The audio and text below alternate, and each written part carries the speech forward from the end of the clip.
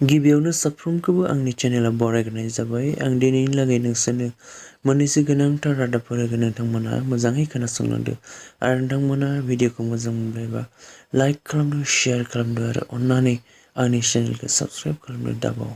दानिया निउसखौ नायलांदो।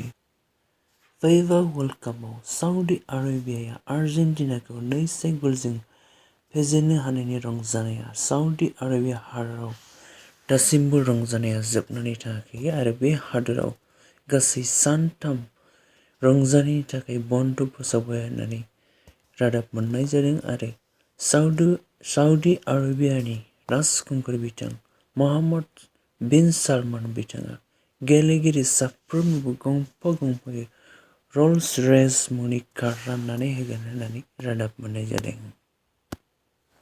बिश्वनाथ साब डिभिजन हस्पिटालाव सासे सुबुंखौ एरेस्ट खालामनाय जायो। बिथाङा गथ' खावनो फैनायाव हमजायो होननानै मिथिनो मोननाय जादों आरो बिथांनि मुङा निर्मल मानजिमोन। बिमाया उन्दुबाय थानाय समावनो बिथाङा गथ'खौ खावनो नाजादोंमोन होननानै रादाब मोननाय जादों। आसाम पावार डिपार्टमेन्ट (APDCL) आ लाइट बिलखौ 1 इउनिटआव 79 पैसा बारायनानै होसिगोन होननानै मिथिनाय जादों आरो बे बारायनाया दिसेम्बर दाननिफ्राय फेब्रुआरि दाननि गेजेराव जागोन होननानै रादाब मोननाय जादों। दिल्लीनि पुलिसआ सासे इन्डियाननि मेल नार्सिंआव मावनाय सासे सुबुंखौ एरेस्ट खालामो आरो बिथांनि मुङा राजबीर सिंहमोन आरो बिथाङा 38 इयार्समोन। बिथाङा अस्ट्रेलियायाव फार्मेसि दङमोन आरो बे सुबुङा 2018 आव अस्ट्रेलियायाव सासे आइजोखौ बुथारो आरो बे आइजोनि मुङा टाया कार्टिंलीमोन आरो बिथाङा 24 इयार्सनिमोन। बिथाङा बे आइजोखौ बुथारनानै इन्डियायाव खारखोमानानै दंमोन आरो 4 बोसोरनि उनाव दायो पुलिसआ बिथांखौ एरेस्ट खालामबाय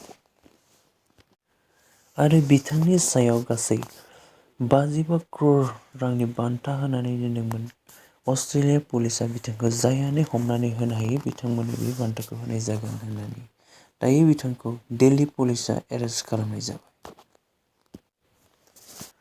थांनाय सप्तायाव इन्ड'नेसियायाव बांग्रिं फैनायनि जाहोनाव गासै 310 सुबुंफोरा जिउ गोमादों आरो गासै 2043 सुबुंफोरा जोखोम जायो होननानै रादाब मोननाय जादों आरो गासै 24 सुबुङा दासिमहालागै गोमानानै दङ होननानै मिथिनाय जादों आरो न' बायजानाय सुबुंफोरनो इन्ड'नेसिया गभर्नमेन्टआ गासै 2,61,000 नखरफायै राननानै होगोन होननानै रादाब मोननाय जादों।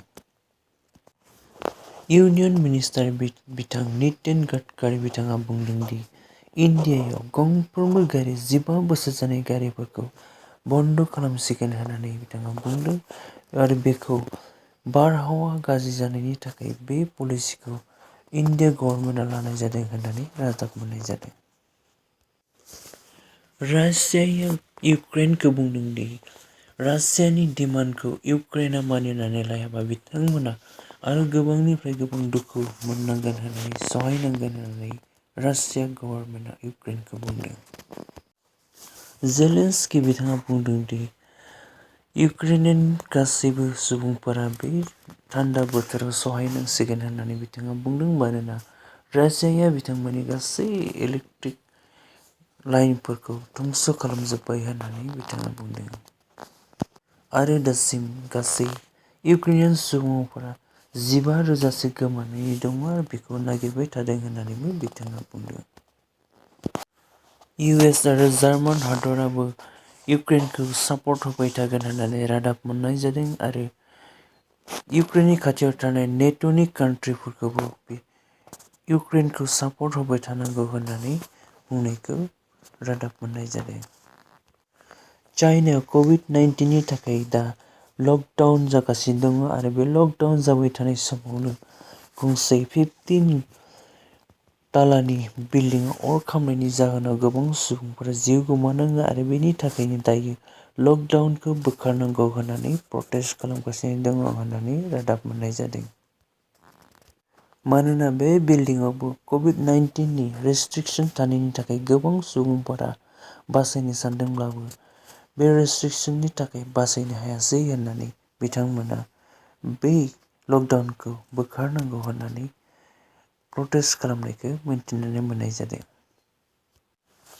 उत्तर प्रदेशआव मोनसे सोमोनांथाव जाथाय जानायखौ नुनो मोनो। सासे फोरोंगिरिया सासे 9 बोसोर बैसोनि स्टुडेन्ट्सखौ मेथ्स टेबोल हायैनि थाखाय ड्रिल मेसिनजों बिनि आखाइखौ फलंनानै होदों होननानै रादाब मोननाय जादों आरो सासे बिनि लोगो फरायसाया बे ड्रिल मेसिननि प्लागखौ थाबैनो बन्द होनायाव बिनि दुखु मोननांगौआ एसे खम जादों होननानै रादाब मोननाय जादों आरो बे फरायसानि बिमा बिफाया बे फोरोंगिरिनि एगेन्स्टै दायो प्रटेस्ट खालामदों होननानै रादाब मोननाय जादों। दिल्लीआव सासे पुलिसआ सासे सिखावखौ हमनो थाखाय बाइकनिफ्राय बारहरनानै बे सिखावखौ हमथानो हायो आरो बे भिडिअ'आ ससियेल मिडियायाव गोबां भाइरेल जादों आरो बे पुलिसखौ गोबां सुबुंफोरानो जोबोर बाख्नायदों।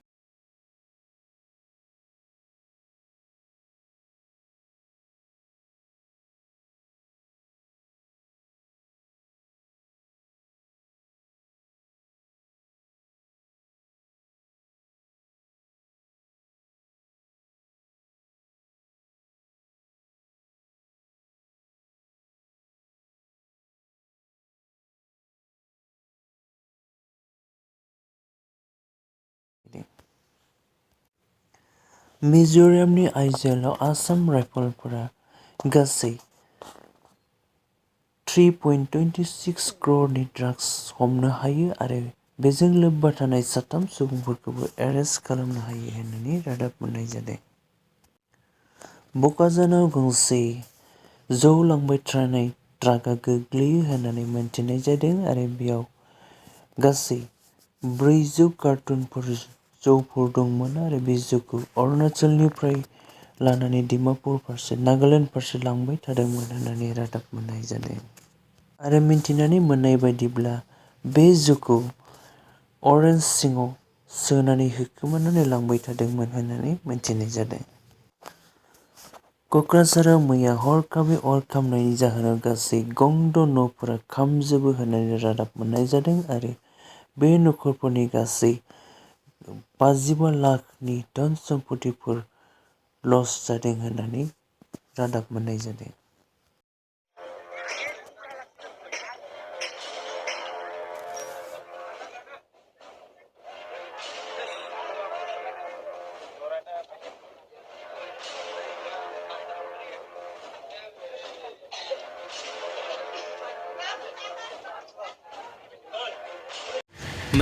दिनैनि रादाबा एसेनोसै। साफ्रोमबो आंनि भिडिअखौ फार्स्टनिफ्राय जोबनायसिमहालागै नायनायनि थाखाय गोजोन्थों आरो भिडिअखौ मोजां मोनब्ला अननानै लाइक आरो शेयार आरो अननानै साबस्क्राइब खालामदो। गोजोन्थों।